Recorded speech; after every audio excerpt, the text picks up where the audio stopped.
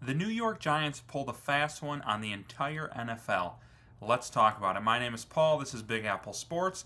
Tune in every day for the latest Giants news, insights, and analysis. If you're a fan of Giants football, this is the channel for you. So don't miss out. Take just a quick second, hit the subscribe button, hit the like button. And as I say every day on this channel, it's going to be a long year. I'm not delusional. I know the Giants aren't making the playoffs. I know they might only be a 3-5 win team. But I love football season, and I don't want to just sit here and hate it all season. So I'm going to be positive. Even when you're losing games, you can find reasons to stay positive and have hope for future seasons. And one of the guys I want to highlight today it's just stunning the way he fell in the Giants' lap is my guy, Cam Scataboo. Looking at last season, I got highlighted here their scrimmage yards. He was number 2 in the country behind Ashton Jeanty. And honestly, not even that far behind Ashton Jeanty, especially considering that Jeanty played much weaker competition coming out of the Mountain West and had an extra game that he played over Cam Scataboo. Scataboo had more rushing yards and receiving yards than Omarion Hampton, R.J. Harvey, Caleb Johnson, Dylan Sampson, both the Ohio State guys, Travion Henderson and Quinshon Judkins, Jeremiah Love, who a lot of people think will be a first-round draft pick this year, and yet somehow he fell all the way to the 4th round to the New York Giants. So pulling up here the list of running backs drafted this year, it went Ashton Jeanty, Omarion Hampton, Quinshon Judkins, Travion Henderson, R.J. Harvey, Caleb Johnson, Biashal Tootin. I might have butchered that. Sorry. And then yours truly, Cam Scataboo, all the way down in the 4th. The reason I thought of this was watching the Monday night game last night. You look at the rushing for Omarion Hampton and Ashton Jeanty, and it's not super impressive. This is back-to-back weeks of the two of them looking incredibly normal for rookies. Ashton Jeanty's numbers were pretty similar to Cam Scataboo, but when you pick somebody, especially a running back in the top 10, you expect them to be an immediate elite starter like a Jahmyr Gibbs or a Bijan Robinson, and Ashton Jeanty has not been that. And then you go and look at the Giants box score from this week, and you got Cam Scataboo is already leading the way in rushing for the Giants.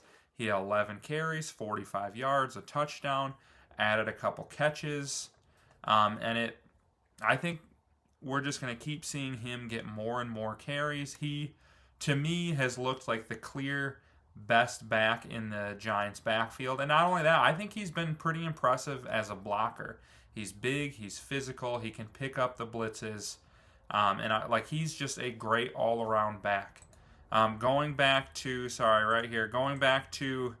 last year, if we look at just receiving yards for running backs, this is going to pull up wide receivers. Never mind. But if you look at the way running backs, who had the most receiving yards, it's him above everybody else by a long shot. Ashton Jeanty only had 150 yards. Omarion Hampton had almost 400.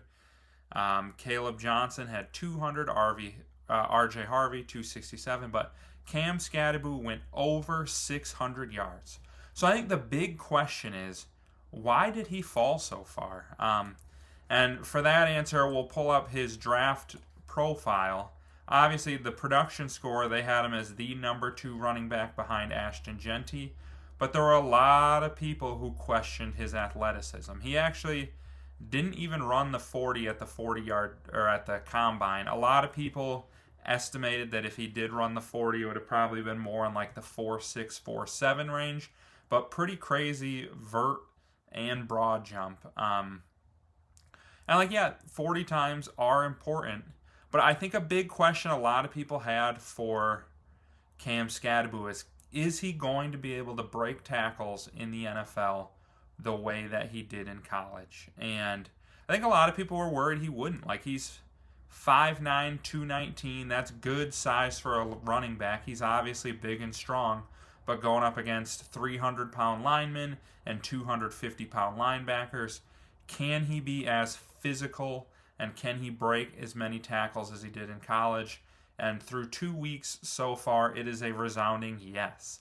Like, week 1, he barely touched the ball, but in those, I think, 3 touches, he managed to be the Kyle Brandt Angry Runs Award winner of the week with that catch he had where he just was bucking people off of him like a wild bronco. And then this week, you saw it again. Like, he is so physical, and like, yeah, he doesn't have Bijan or Saquon level speed, but he's got more than enough to hit the hole and even break away a little bit. He had a lot of big time runs at Arizona State. And he's just a guy, he's going to move the chains. He's going to pick up those tough yards. Like they say, low man wins in football, and I've never seen anybody get as low as Cam Scataboo. I feel like it defies physics. He sometimes looks like he's almost like parallel to the ground. He gets so low. I don't know how he doesn't lose his balance. But it's fun to watch. He is going to be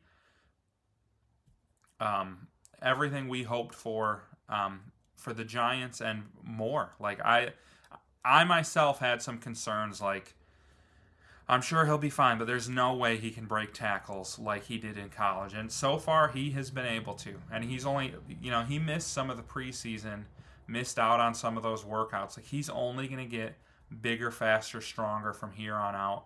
And I think he is going to be a force for the Giants. And I think he, combined with Jackson Dart, are going to make the Giants a much better red zone team.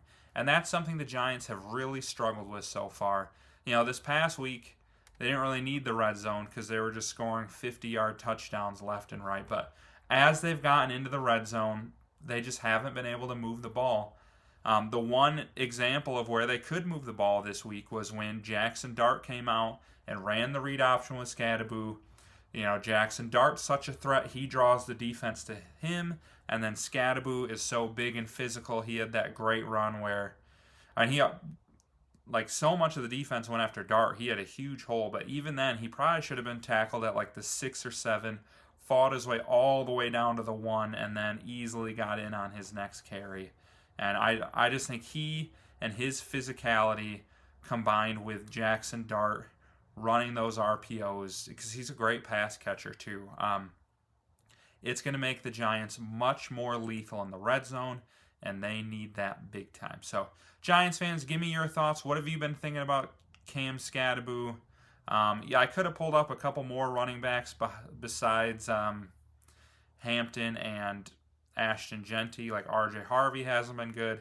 Caleb Johnson hasn't been good. He gave up a touchdown this week, letting a kick go over his head. Like, all these first and second round running backs have not looked nearly as good as Cam Scataboo has. So they pulled a fast one on the NFL. For whatever reason, these NFL other teams didn't believe in him, but the Giants gave him a chance, and he's showing out. So I'm excited to see that. And then just don't forget, on your way out, hit the like button, hit the subscribe button.